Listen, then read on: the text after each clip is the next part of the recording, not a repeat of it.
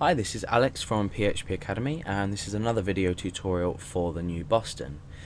Now, we're going to be looking at PHP cookies. Now, you've probably heard of cookies before, maybe if you've looked at your browser settings. I mean, I'm sure everyone knows what cookies are, but how do we actually use them, and how useful are they in everyday programming, sort of on websites? Now, let me just explain quickly what a cookie is. A cookie is a piece of data, if you like, or a file that's stored with specific information, and it's unique to you and the website that you are viewing. So if you view on your browser a website that's set a specific cookie, when you access that website, depending on the expiration time of the cookie, that piece of data will be relayed. So it will be relayed from your computer to the website. So this way, websites can store data about users or about your specific preferences on that website, and it can be stored on your computer for later access. So how do we go about setting a cookie, and why are they useful? Now, some of the reasons that they can be useful for is just literally storing data that needs to be used at a later date, but for a long expiration time. You might have already looked at PHP sessions, but cookies are going to allow you to set a much longer expiration date. So sessions are closed as soon as your browser is closed and the connection is shut with the server. However, with cookies, we could store a cookie for years, perhaps. So to set a cookie, we use the set cookie function, and this takes a few arguments. I'm not going to go through every argument, but I'm going to go through three main arguments.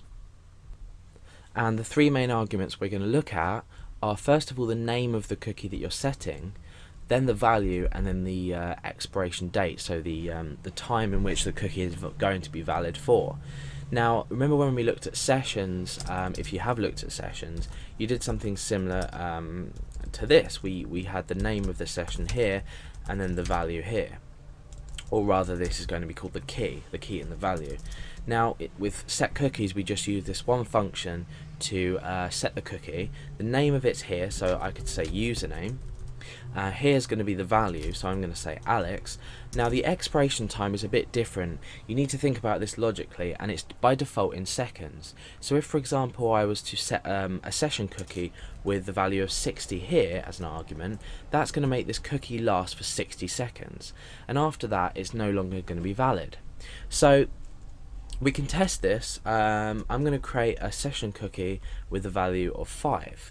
Now, what happens when I want to, we've set this in this page, so if we come and refresh, that should be okay. Okay, so we've set the cookie in this page. Now what happens when we want to retrieve this value in view? Now, within 5 seconds this would have already expired, so we're going to have to reset it in a minute. All we do is we say echo, and then what we do is we use $_cookie, so much like session, and then the name of the cookie, so this is username in this case, so username, and that's basically it. We haven't had to declare anything anywhere or set, well, we have, but we haven't had to set anything anywhere, the same that we did with sessions, with session, spell it right, with session start. So these are a lot more freely used on your page. We also don't need to kill well, we do need to kill a cookie at some point, but this is done in a slightly different way to sessions. So we're echoing cookie username. Now, at the moment, we shouldn't receive a value because the cookie does not exist, because the expiration time is 5 seconds.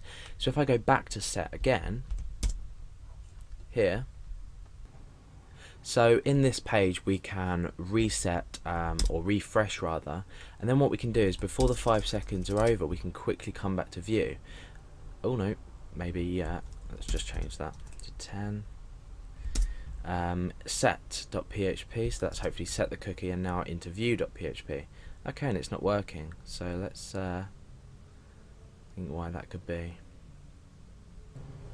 Right, okay, so yeah, okay, so I've forgotten sort of a vital part of this, and the point is that what we do is we in fact set a timestamp here, and timestamps in PHP are basically they're an amount of seconds from a specific date. I can't remember what the date is. I think it's somewhere in 1990. but there is another video on that, so you can go and reference to that if you want.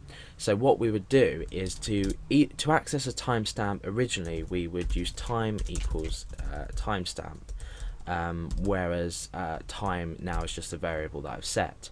Oh no, sorry, we would do time. So we'd use the time function to grab a timestamp. Let's just have a look at that, so so you can see what we're looking at. That's in set.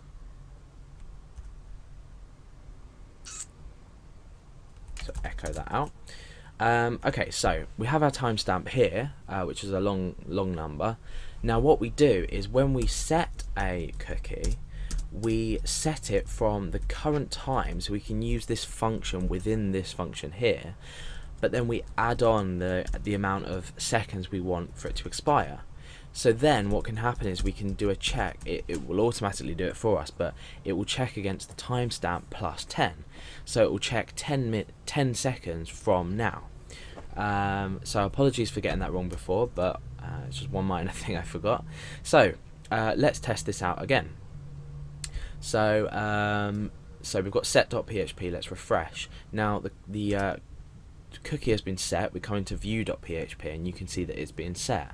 Now as I'm talking to you, eventually the cookie is going to expire because the timestamp is going to be less than the current date.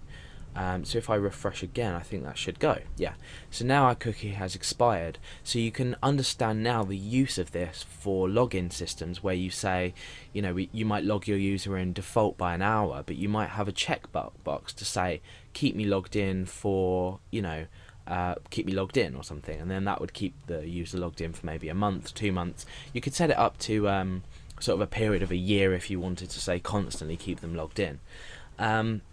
So that's basically how cookies are useful. But remember, the cookies are stored on the user's computer, so they're dangerous to use for things like sensitive data that you don't want the user to be able to change. For example, if you were to have a shopping cart and you had the total set in a cookie, you don't necessarily want this unless you're using some form of encryption or some other way to or some database usage to store this where the user can't make the change. So this is how we do it, and that's basically sessions or cookies in PHP.